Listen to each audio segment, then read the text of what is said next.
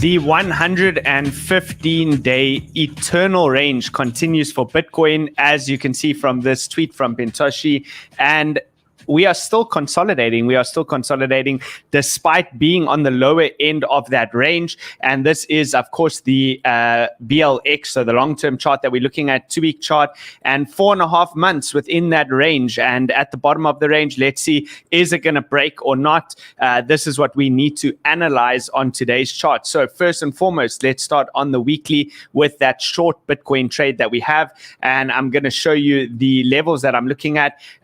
Look, I've marked off the previous week's open over there. So the high, the previous week's close, which was also this week's open. I've also marked out the weekly close of the previous week. And then I have the low of that range over there. So what I would say with regards to this trade, because for those of you who are still in this trade, of course you are in profit. What I would do is consider moving this slightly into profit, so you can book that as opposed to just having it at a break-even level. So in order to do that, you want to move that all the way down to this level. I'm just showing you for the purpose of this because I'm going to leave the trade there so you can see where it is, but you can move your stop all the way down to the top of the previous week's wick high. That way you would at least be banking about 4% profit. Obviously, you would have been taking this as a leverage trade. So you probably, depending on how much leverage you use, you're banking hopefully double-digit profits over there. So here's the picture. Basically, what I would say to this is, as you can see, this week we came straight down to the bottom of that weekly range, which was based off of our previous week's wick. And we wicked into that with a slight bounce. As soon as we start to take out that level, and by that level, I'm saying 18,975. Once we take that level out, there could be continuation further to the downside. And then you'll be looking at this 18,800 as the next potential zone. Once that gets taken out, there is very, very little support after that. And you could end up finding yourself at new lows very quickly, which is what has happened with the stock market. So a lot of people may be wondering, well, is Bitcoin decoupling from the stock market since it's actually holding up better, which it is. We have to give it the benefit of the doubt. It is holding up better, but I would say for decoupling to take place, you need a lot more time to lapse. I would be looking at months to potentially even years of different types of market behavior. This is overall still a bearish sign, stuck below all the important moving averages. So a lot of people are capitulating within the market, and you even have Cathie Wood from ARK Invest. So it says here that she urged the Fed in a letter to please stop raising interest rates, and that is absolutely wild. Like, if you literally think of that from the psychology of a Wall Street cheat sheet, that investor's psychology sheet, which is this one over here, basically this is where she's at. And the tweet here says, Cathie Wood, why did the government allow this to happen? And if you look at that cheat sheet, that falls within the anger phase over there. It literally says, who shorted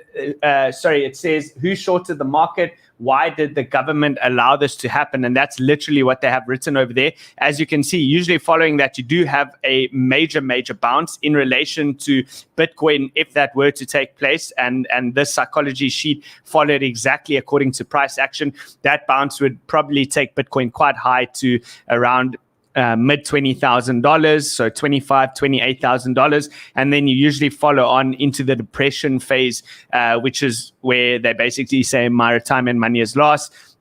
How can we pay for all of this stuff? I am an idiot for investing in whatever the asset class may be. And I think that is still yet to come. I don't think that we're quite there yet. But yeah, it's a pretty tough environment within the markets at the moment. And here you have James, who says that every time stocks went down, the Fed had to cut rates. This time is not different. The Fed pivot is in November, so buckle up. And you have a lot of people calling for this, a lot of people calling for the Dexy top, a lot of people calling for the Fed pivot. And when we bring out this over here, the Fed funds rate indicator, which kind of shows when the Fed would pivot, it's actually unbelievable to think how high we've got when you look in relation to these previous times, this chart has held up very, very well technically, in the sense that every time you get to the top, comes down. Every time you get to the bottom, it bounces and goes back up. And that's happened 1, 2, 3, 4, 5 times, which obviously suggests that a trend would be taking place. And I just wonder how many people for the last few months, if you move this all the way back to then, that would have been from July, people have been calling for the Fed to pivot within the markets, and that hasn't happened. And you can see this is continuing to the upside. And it creates a very dangerous environment, because the longer that this sticks out over here, this is when markets start to break and economies start to crash. And that would basically tie in with the tweets that I have over here, which is Dylan Leclerc. And he says, the world is sleepwalking into a massive debt crisis, and only fin Twitter, so financial Twitter, of course, crypto Twitter, is talking about it. The average person doesn't have a clue. And then I wanted to touch on this point over here, where he says, yes, he knows that the Fed can pause or even reverse, but you must ask yourself, why didn't the markets bounce to all-time highs when the Fed started cutting in 2007? Why did the S&P 500 keep tanking?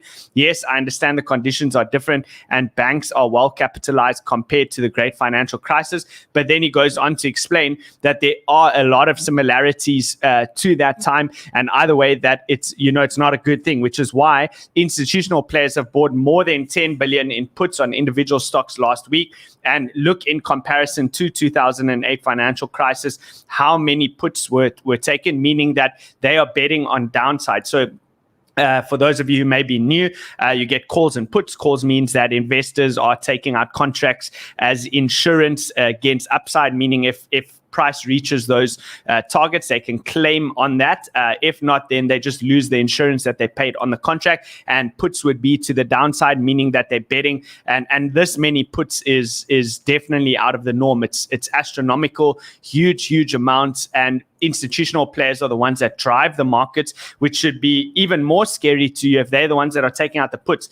If it was retail traders, I wouldn't be too worried, but because institutional traders, it does suggest that potentially this is going to get a lot worse. And you do have also JP Morgan CEO, who's Jamie Dimon, and he's now officially said that the Fed will push the US into recession in 6 to 9 months, and Europe is already in a recession.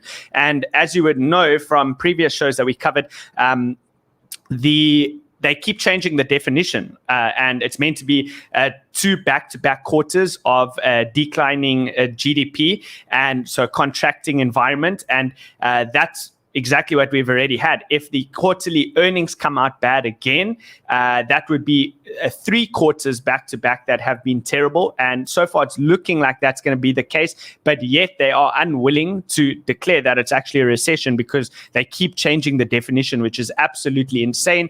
And if you were using technical analysis, at least on a high time frame, looking at lower highs and lower lows, you probably would have seen this from a mile away and got out of the market, and you would be okay, which is why I truly value looking at technicals and technical analysis. The charts don't ever lie. They tell you exactly what's going on. And according to this chart over here on the NASDAQ, it's not looking good. You now have a new low on the NASDAQ for the year.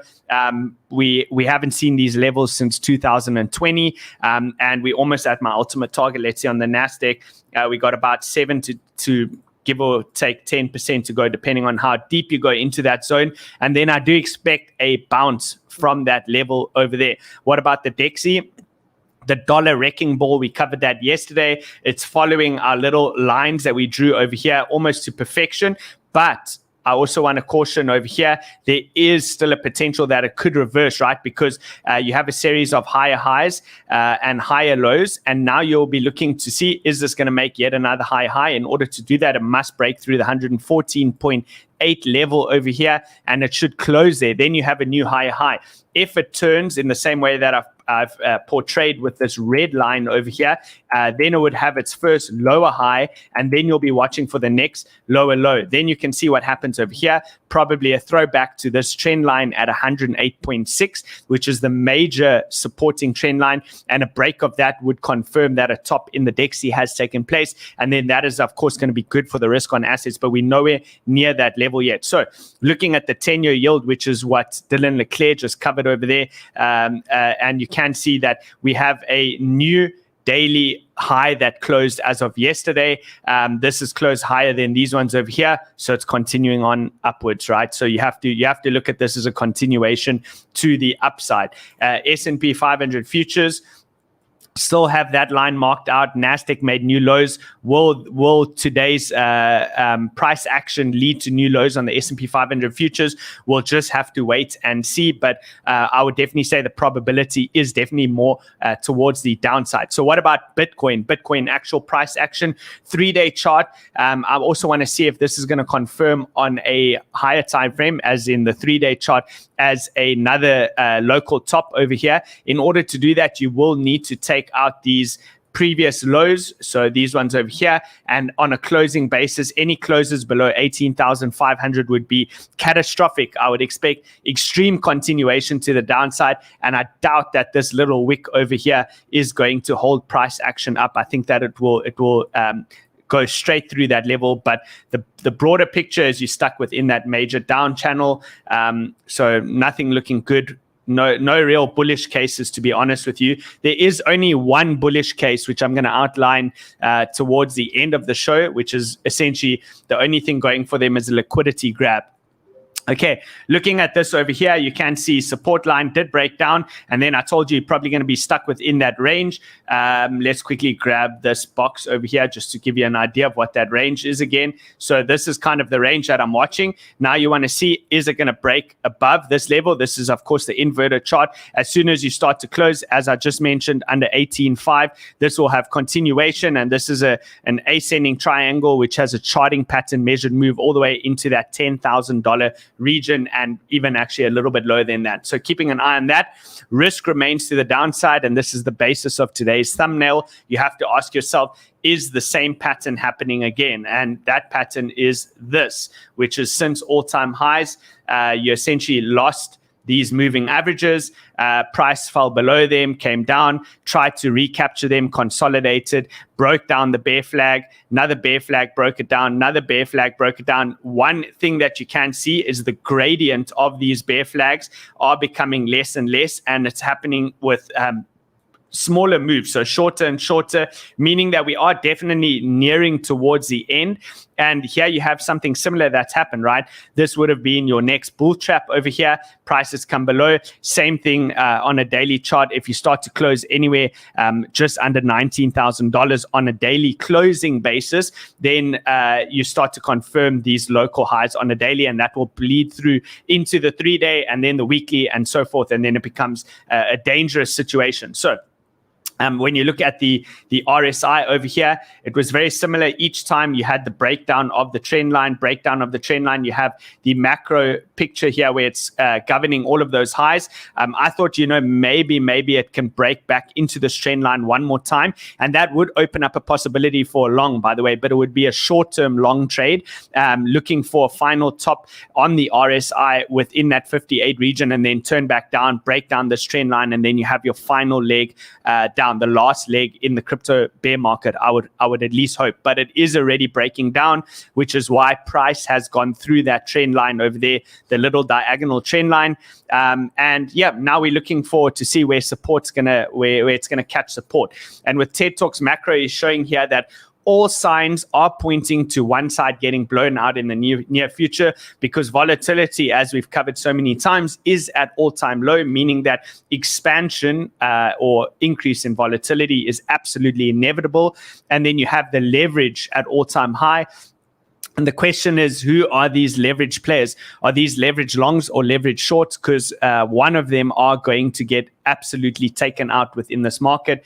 And I put this in yesterday's Daily Candle newsletter. Make sure you subscribe if you're not already. It is completely free, and I can kind of like expand on my thoughts in words, so that you can read it in a proficient manner. And it kind of looks like this. The way that I described it is, you have, of course, the lower highs, right? As we can all see. Then you have this region, which is coming in at about 19,600, this gray box. This is kind of the area of control for price. So it's been support, resistance, support, resistance. It's definitely an important area. Now, I gave the most conservative trend line. Let me just move this up for you, and then you'll be able to see this properly. So there we go.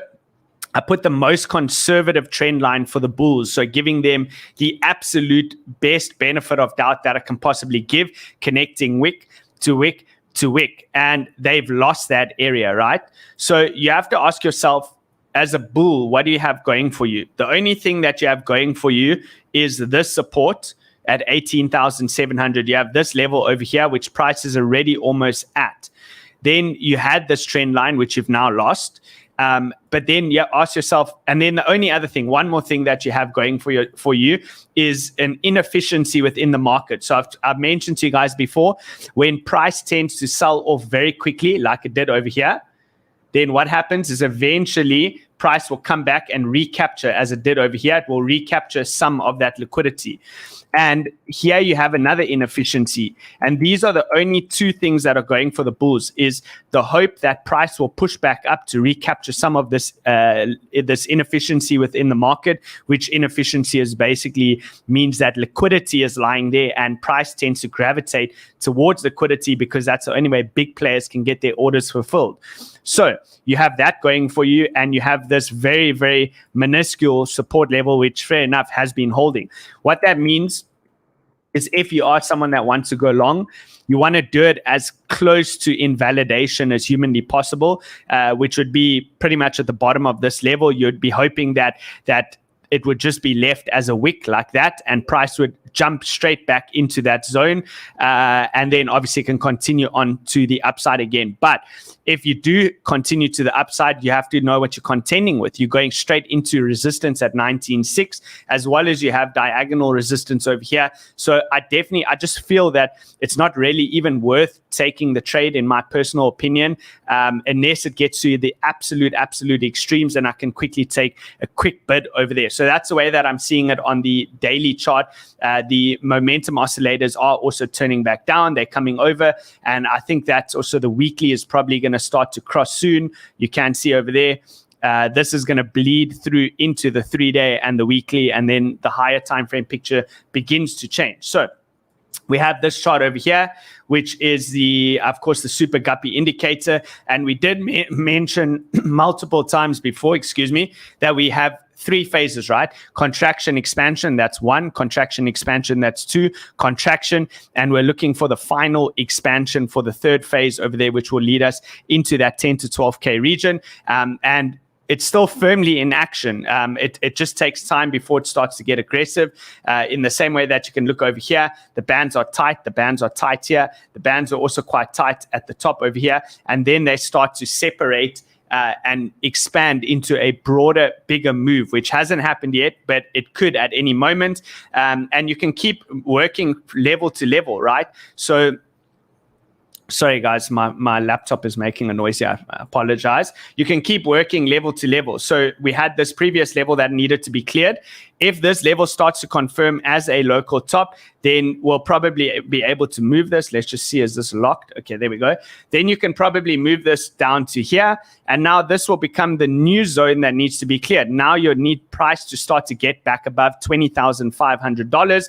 And this is really how you swing trade, or even as an investor, you can do this. You would know not to enter the market until we safely get above these zones, and you just keep moving that level down, thus keeping you out of trouble. And it's a beautiful thing. Now I'll just be waiting for price to recapture this level and hold above it, and then slowly this will start to turn gray again, and then potentially green, and then you have more upside potential. So one of the accounts that I do respect is Alpha BTC, and he says it looks like Bitcoin is finally making the target zone just under the 19K level where the liquidity resides. I'm still looking for a bounce as the lows are taken, with the first target being the liquidity void to the left on the move down. And the liquidity void is that move that I just showed, or the area that I just showed you would be that inefficiency within the market. But this is what I'm wrestling with myself around. Yes, short-term trades. As a trader, day trader, using $1,000, $2,000, I'm willing to take the long, no problem. I'll go with leverage. So I'll be trading with an equity account size of maybe about $10,000. That's fine. But am I really willing to bid with my major stack, my huge savings that I've been waiting to buy not the bottom, but near the bottom with? And the answer is no. I don't think that I'm willing to do that yet. So, and touching on that point with buying the bottom, here you have Jason, and he says that you don't need to buy the exact Bitcoin bottom or sell the exact crypto top to make money in the markets. However, you do need a plan and you need patience.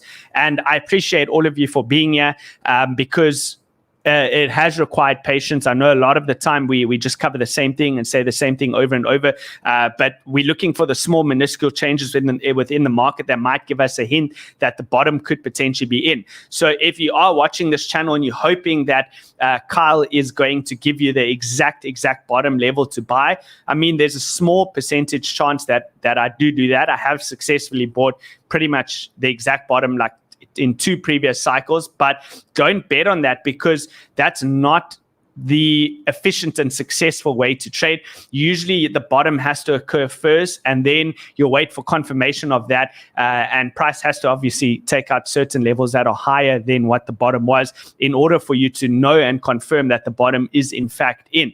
So, but in the long run, what I will say to you is if you keep doing that the right way over time, you're going to make way more money. You're going to make way more money than you'll lose continuously trying to nail the bottom, because the bottom could have been 47K, then it could have been at 30K, then it could have been at 23K. Now we're at 19K. Then people might have thought 17K. Maybe we go down to 10K. And look, I am willing to bid over there, but I don't think that you can certainly say that the bottom is in until it's already in and higher prices have been taken out. So I just quickly wanted to touch on the trading competition, which brings me into this tweet over here, which he just said, obviously you can't always nail the bottom, and we don't know how long this is going to go on for. And consequently, one of the ways that you can sharpen your skills or sharpen your tools is by practicing, and there's no better way than actually risking at least a little bit of money. So if you do want to join,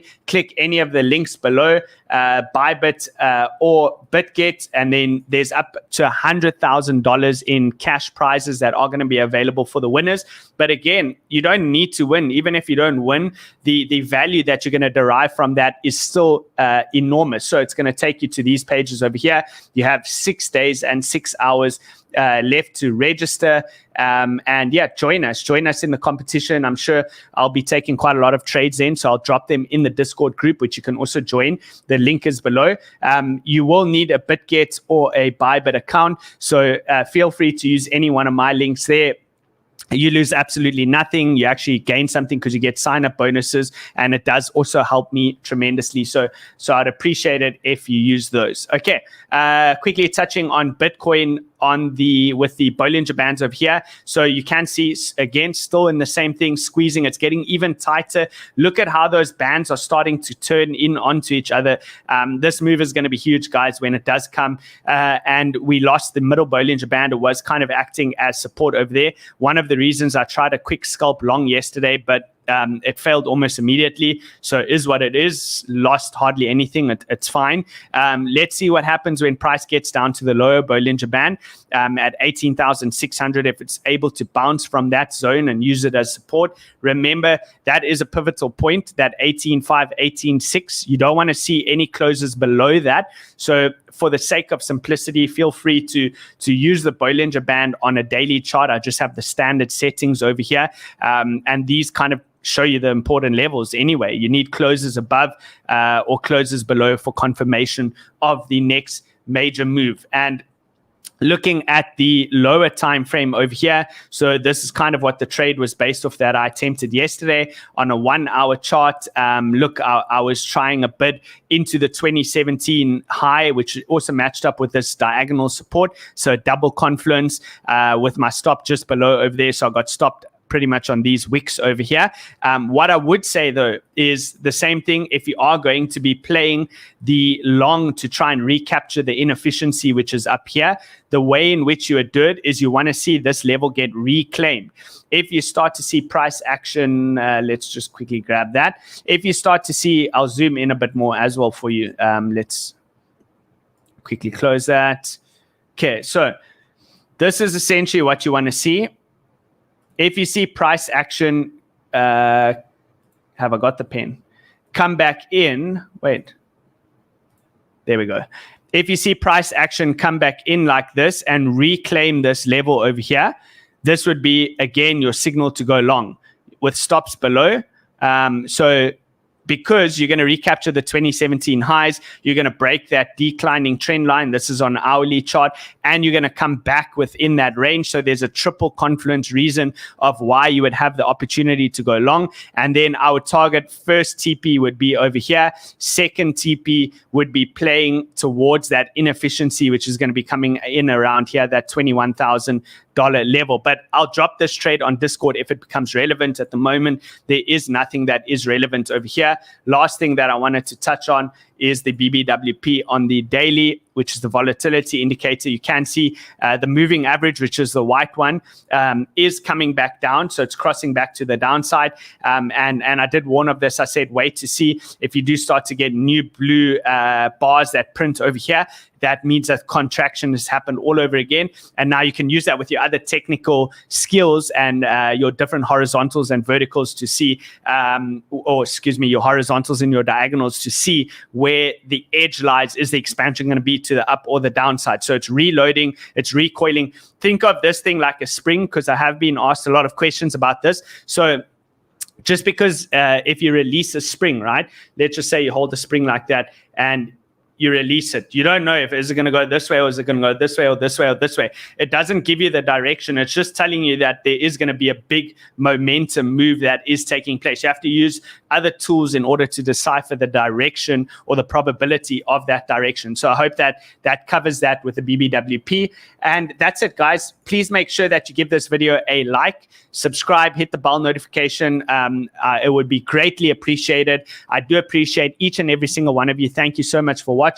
And then again, make sure that you get signed up for that competition. BitGet's giving you up to $8,000 in sign-up bonuses, and ByBit you're getting up to $4,200 on a new trading account. So make sure that you sign up to that. I will see you all on tomorrow's video. There is a possibility that I might not do a video tomorrow. It just depends on what's going on in the markets. I'm busy recording something for a course content piece, which I need to release over the weekend. So I will see you all on the next video. Thank you all for watching. Have an absolutely stellar day and stay safe out there. Cheers for now.